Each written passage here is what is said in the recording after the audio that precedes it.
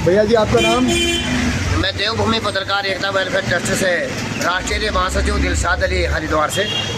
मैं अभी एक प्रोग्राम में दिल्ली आया था संगम विहार में। मैं आपको ये भी अवगत करा दूं कि रमज़ान मुबारक का पवित्र महीना चल रहा है। उधर हमारे हिंदू धर्म में भी रोज़े चल रहे हैं, कलागत चल रहे हैं। देखिए कितना संगम है, कितना बेहतरीन मेल है कि परमात्मा ने हिंदू और मुसलमानों को दोनों को रोज़े के साथ साथ बांध दिया है। ये रोज़े क्यों रखते हैं कि हम भूखा पेट सारा दिन रह करके उस खुदा की, उस भगवान की पूजा कर सकें, हम अच्छे कामों की कल्पना कर सकें और बुरे कामों से तौबा कर सकें। उस खुदा के सामने अगर हम तौबा करेंगे इस रमज़ान के महीने में तो अल्लाह भी खुश होता है और उसका वादा है जो बंदा मेरी तरफ 10 कदम चलता है मैं 20 कदम उसकी तरफ को चलता हूँ और मैं उसको नरक से बचाता हूँ और स्वर्ग में भेजता हूँ। आज इसी को लेकर के बच्चा नमाज में जा रहा है। जिसने नमाज नहीं बीच में पढ़ी, महीना 2 महीना 6 महीना, वो भी रमज़ान के महीने में इबादत करता है, वो भी नमाज़ पढ़ता है। और रमज़ान में अन्य महीनों से बढ़कर के रमज़ान में 10 गुना सवाब ज़्यादा मिलता है। भगवान कहता है कि और महीनों से ज़्यादा मैं रमज़ान के महीने में आपको सवाब अता करूँगा। आप जो है मेरी तरफ 10 कदम चलिए, मैं 20 कदम आपकी तरफ को चलूँगा।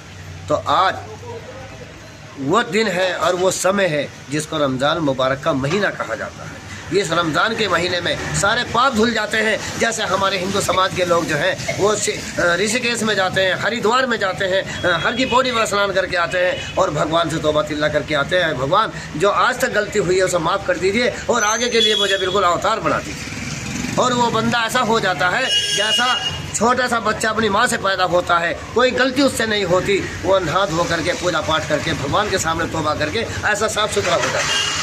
ऐसे ही रमज़ान के महीने में जब ये मुसलमान जो है सारे गुनाह पीछे किए हैं इसने, हम मानते हैं गुनाहों से भरा हुआ इंसान है, लेकिन जब ये रमज़ान का महीना और चाँद दिखता है वो अपने गुनाहों पर शर्मिंदा होकर के नमाज़ पढ़ता है, तौबा करते हैं, अल्लाह मुझे जहन्नम से बचा दे और मुझे जन्नत में भेज दे। मैं इस लायक तो नहीं हूँ जो स्वर्ग में जा सकूँ, लेकिन तू अगर चाहे तो माफ़ करने पर आ गया तो मैं जन्नत में चला जाऊँगा और मेरा बेड़ा पार रमज़ान के महीने की बरकत से हो जाएगा। इसी तो आप क्या कहना चाहेंगे कि भाई जो हमने जो भी नशे का या कोई भी ऐब, गाली बकरे का या किस तरह के जो ऐप पल जाते हैं उनको रमज़ान के महीने में तौबा करके छोड़ा जा सकता है? इस रमज़ान मुबारक के महीने में देखा माफ़ करना तो खुदाकर भगवान का काम है, लेकिन बंदा जो है वो अपना नाक को और माथे को रगड़ रहा है, हालांकि उसे पता कि तू गुनहगार है, समंदर में जो झाग है उससे भी ज़्यादा गुनाह तेरे जुम्मे है, लेकिन वो फिर भी एक आस्था अपने अंदर लेकर आया है, उम्मीद लेकर के आया है। अगर रमज़ान के महीने में मैं भी 100 आदमी के बीच में माथा टेक करके खुदा के सामने तौबा करूँगा,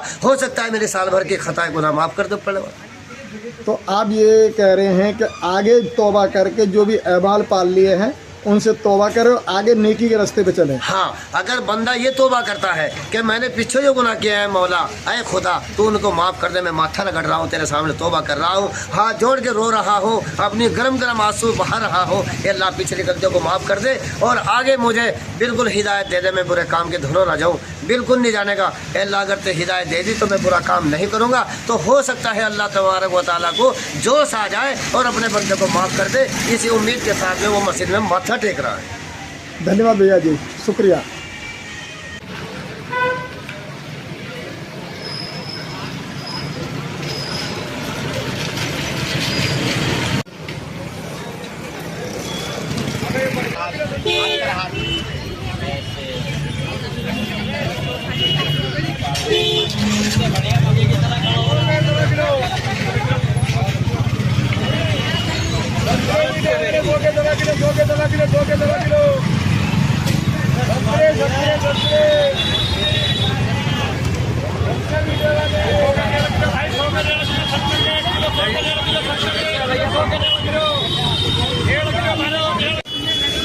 रमजान और नवरात्र शुरू होने पर कोई रेटों में फर्क आया क्या?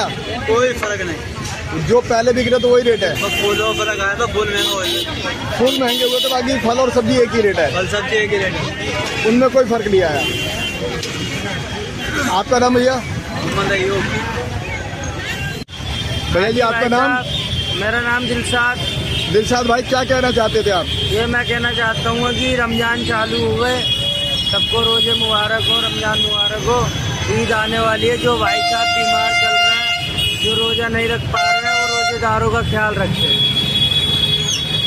और इस समय नवरात्रि भी चल रहा है हिंदुओं का, हाँ, उससे तो नवरात्रे चल रहे, दोनों त्योहार साथ में पड़ गए, तो नवरात्रे रोजे दोनों साथ में पड़ गए।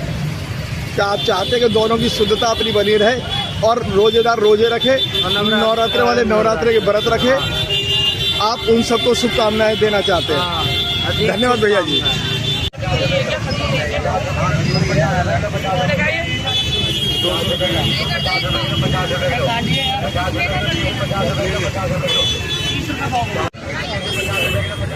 कोई दिक्कत नहीं।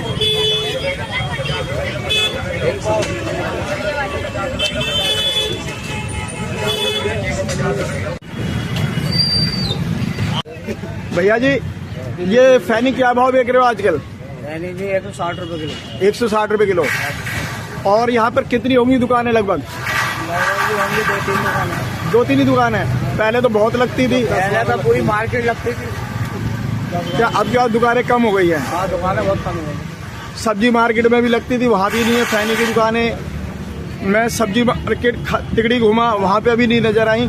कारण क्या है इस बार फैनियों की दुकान कम होने का? सब है ना, हटा दी दुकानें सारी।